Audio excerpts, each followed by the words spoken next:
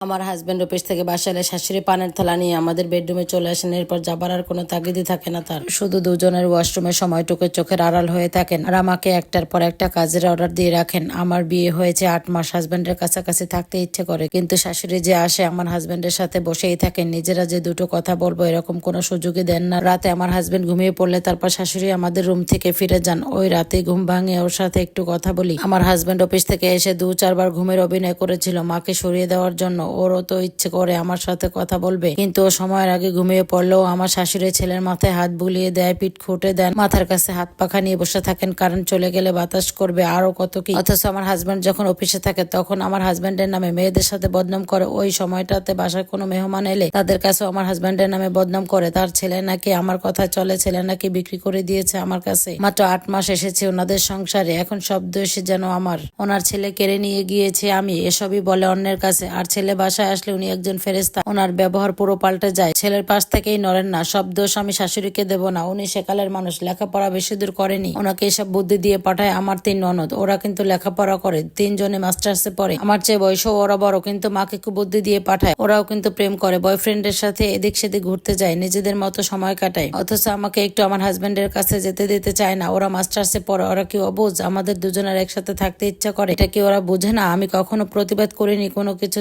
এরপরও বলে আমি নাকি ওনার ছেলে কেড়ে নিয়ে গেছি। আমার বাবার বাড়িতে যৌথ পরিবার, অনেকেই খোঁজ খবর নিতে ফোন দেয়। বাবার বাড়ির মানুষের সাথে একটু আড়ালে গিয়ে কথা বললে শাশুড়ি সন্দেহ করে, মনে করে আমি কারোর সাথে প্রেম করি। আর আমার হাজবেন্ডের কাছে ওইসব নিয়েই কথা বলে। আমার নাম মীরা, আমি এবার ইন্টার ফার্স্ট ইয়ারে ভর্তি হয়েছি। আমাকে শাশুড়ি পছন্দ করেই এনেছে, একটু বয়স কম দেখে ছেলের বউ করেছেন। ওনার মতো কম বয়সী বউরা নাকি শাশুড়ির কথা শুনে। আমার বাবা মা বলেই দিয়েছেন আমার লেখাপড়ার যেন কোনোদিন গাফুলতি না হয়। ওনারা আমাকে প্রতিদিন ক্লাসে যেতে দেয় না। ননদরা ঠিকই প্রতিদিন ক্লাসে যায়, আমি ক্লাসে গেলে নাকি প্রেম করব। আমাকে রান্না বান্না করতে হয় বাসায়, পড়ার একটু সুযোগ পাই না। আমার শাশুড়ির 5 ছেলে মেয়ে, আমার হাজবেন্ড একমাত্র ছেলে। বড় ননদের বিয়ে হয়েছে আর ছোট ননদ 3 জন ঘরে থাকে। ওরাই শাশুড়িকে এভাবে কুবুদ্ধি দেয়। ওরা সবসময় আমার হাজবেন্ডকে পাহারা দিয়ে রাখে, আমি নাকি ওদের ভাইকে কেড়ে নিয়ে যাব। তবে আজ ঘটেছে এক আজব ঘটনা। আমার চাচাতো ভাই যাচ্ছিল এই এলাকা দিয়ে, আমার সমবয়সী চাচাতো ভাইটা ও এই এলাকা দিয়ে যাবার সময় আমার শ্বশুর বাড়িতে আসে। আসার পরে আমি দেখা করি। সমবয়সী চাচাতো ভাই তো আগে থেকে ফ্রেন্ডলি রিলেশন ছিল, অনেকক্ষণ কথাবার্তা হয় আমাদের মাঝে, কিন্তু চাচাতো ভাই চলে যাওয়ার পরে আমার শাশুড়ি আমাকে ভীষণভাবে অপমান করে। কিছুক্ষণ আগে আমার হাজবেন্ড অফিস থেকে আসার পরেও ওর কাছে নালিশ দিয়েছে, একদম যা তা বলেছে আমার চরিত্র নিয়ে। আমার সাথে নাকি চাচাতো ভাইয়ের সম্পর্ক।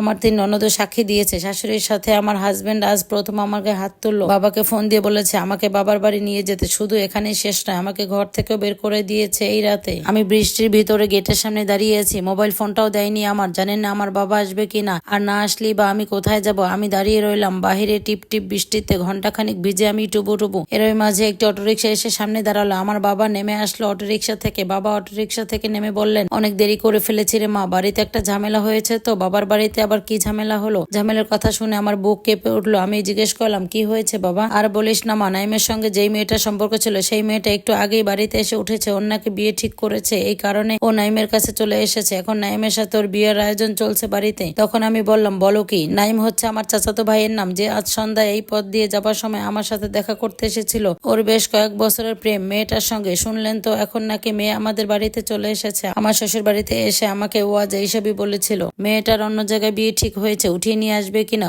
এসবই বলেছিল আমাকে। আমরা সমবয়সী তো, আমি ওই মেয়ে নিয়ে অনেক হাসি ঠাট্টা করেছিলাম ওর সঙ্গে। আর আমার শাশুড়ি বদনাম উঠিয়ে দিল আমি নাকি নাইমের সঙ্গে প্রেম করি। যাই হোক, বাবা আমাকে বললেন চল তো শাশুড়ির সঙ্গে কথা বলে আসি, ওনাকে একটু বুঝিয়ে আসি। আমি প্রতিবাদ করলাম বাবাকে, শুধু বললাম তোমার ফোনটা দাও। বাবা ফোনটা এগিয়ে দিলেন আমাকে, আর আমি তখন বাবার হাত থেকে ফোন নিয়ে অটোরিকশায় উঠে বসলাম। বসে আমি আমার হাজবেন্ডকে কল দিলাম। 3 বার রিং হওয়ার পরে হাজবেন্ড ফোনটা রিসিভ করলো। কি এসেছেন আপনার মেয়েকে নিতে, নিয়ে যান আপনার নষ্টা মেয়েকে। তখন আমি জবাব দিলাম আমি ফোন দিয়েছি, আর আমি নষ্টাও নয়, নষ্টা হচ্ছে তোমাদের পরিবারের সবগুলো মানুষের মন। তোমার লজ্জা করে না আমার সঙ্গে কথা বলতে? চাচাতো ভাইয়ের সঙ্গে টিসপিটিস করো, আবারও ফোন দিয়েছো আমাকে। আর আমি তখন জবাব দিলাম আসলেই আমারই লজ্জা হওয়া উচিত, কারণ এখন তোমার মতো হাজবেন্ডের সাথে কথা বলছি। শোনো, আমার চাচাতো ভাইয়ের বিয়ের আয়োজন চলছে বাড়িতে, কয়েক বছরের রিলেশন ছিল একটা মেয়ের সঙ্গে। আর সন্ধ্যায় ওই মেয়ের কথা বলেছিল আমার কাছে এসে। এতক্ষণে হয়তো ওদের বিয়েও হয়ে গেছে। আর তোমার পরিবার সবাই মিলে বললো চাচাতো ভাইয়ের সঙ্গে নাকি আমার সম্পর্ক।